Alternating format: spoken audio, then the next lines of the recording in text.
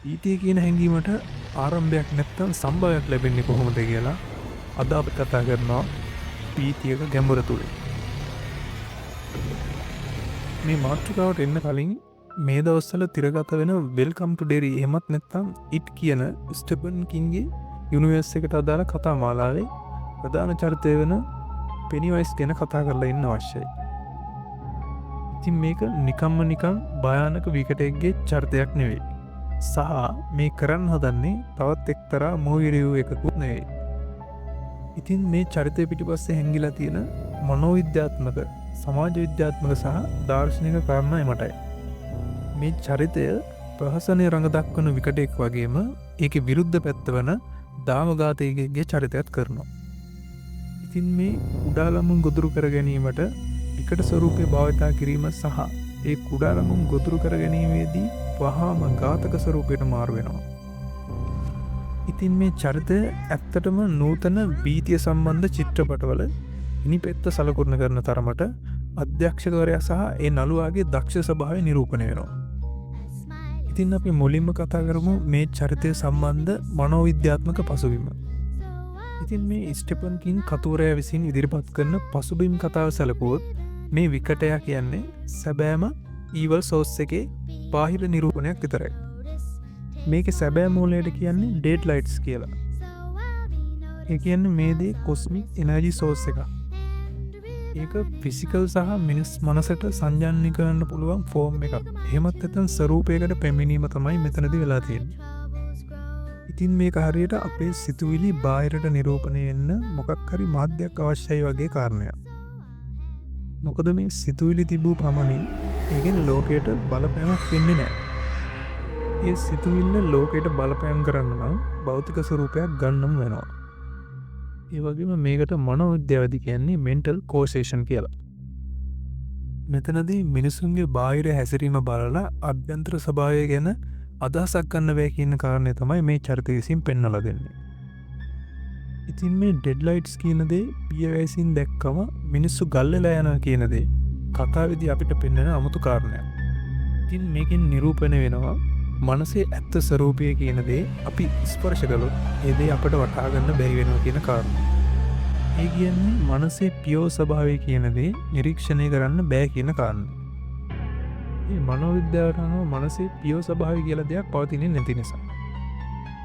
ඒකට හේතු වෙන්නේ මනස හැම වෙලාවෙම යම්කිසි ස්වරූපයක් ලබා ගැනීම. නමුත් කිසියම් ක්‍රමයකින් මේ ශුද්ධ නැතිනම් පියෝ ස්වභාවයක් ඔබ්සර්ව් කිරීමට ලැබෙනවා කියලා කියන්නේ තවදුරටත් මනස කියලා හඳුන්වන යමක් නොමැතිවීම. ඊළඟට මේ චරිතය පෙන්වන හැඟීම් දෙකක් අතර සංක්‍රමණය.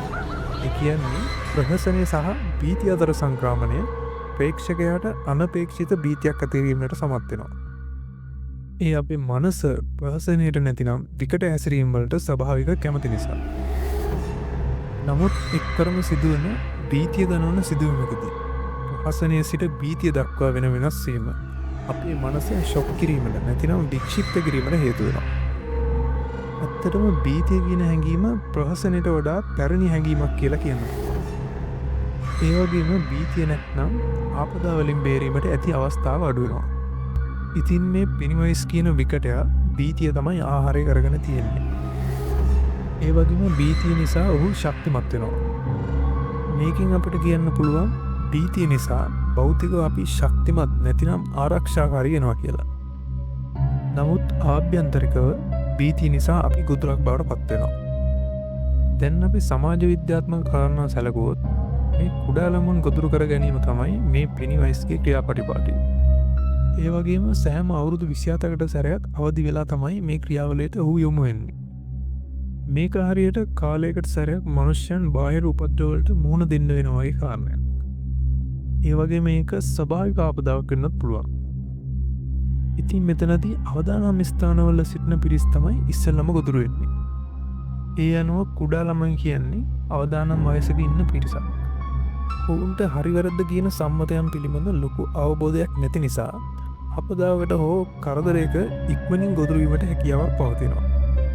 ඒ නිසා විකටයාට ඔවුන්ගේ බිය මත යැපීම පහසු වෙනවා. ඒ වගේම කුඩා ළමුන්ට අසාමාන්‍ය දේවල් වටහා ගැනීමට සරිලන පිරිසුදු මනසක් තියෙනවා. ඒ නිසා තමයි අනෙකුත් ළමයින්ගේ අතුරුදහන් වීම පිළිබඳ ඔවුන්ගේ අවධානය යොමු වෙන්නේ. නමුත් වැඩිහිටියන්ගේ මනසේ මේ හැකියාව පළුදිරවා. ඔවුන්ට සමහර කාරණා සාමාන්‍ය දේවල් වෙන නිසා මේ කුතුහලය කියන දේ සහ උඩාලමුන් දකින මැජික් ලෝකය වැඩිහිටියෙකු වෙන විට මනසින් අතුරුදහන් වෙලා යනවා.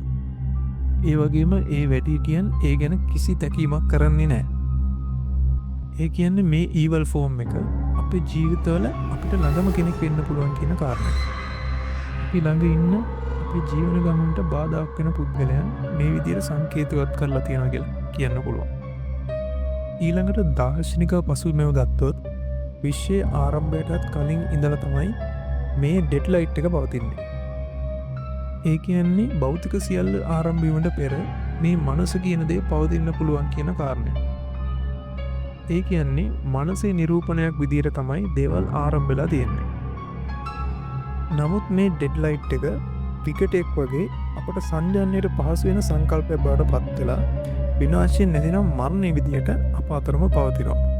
ඒ කියන්නේ මේ මරණය සහ බිය කියන කාරණා මේ මනසේම සංජානනය කරන්න පුළුවන් ස්වරූපයන් කියන දේ. මේ ඩෙඩ්ලයිට් කියන පියෝ ෆෝම් එක අපට සංඥානය වෙන්නේ නැහැ. මනසේ පියෝ ෆෝම් එක කියන කාරණාව ගත්තොත් සංකීර්ණ සිතුවිලි වලින් රහිත අපේ සංකල්ප වලින් තේරුම් ගන්න බැරි දෙයක් නිසා ඒකේ පැවැත්ම කියන කාරණයක් ප්‍රශ්නයක්. ඉතින් මෙන්න මේ කියන කාරණා තමයි මගේ කියවීමට අනුව මේ පෙනිවයිස් චරිතය වටේ ගොඩනැගිලා තියෙන්නේ. ඒ වගේම ඕගොල්ලන්ගේ අදහසුත් කමෙන්ට් කරන්න කියලා ආරාධනා කරනවා. ඉතින් මේ බීතිය කියන දේ කොතරම් ගැඹුරුද කිව්වොත් මේකට පුළුවන් ලෝකයක් හැඩගස්සන්න. ඒ වගේම දාමඝාතකෙක්ට පුළුවන් සමාජයක් අඩපණ කරන්න. ඒ වගේම මේ කතාවේ මේ පෙනිවයිස් කියන චරිතය නොබියෝ සිටීම හමුවේ පරාජයන බව ඔහුට දකින්න පුළුවන්.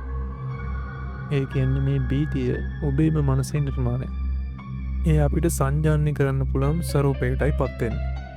එම නිසා තමයි බීතිය මෙතරම් ගැඹුරු වෙන්නේ.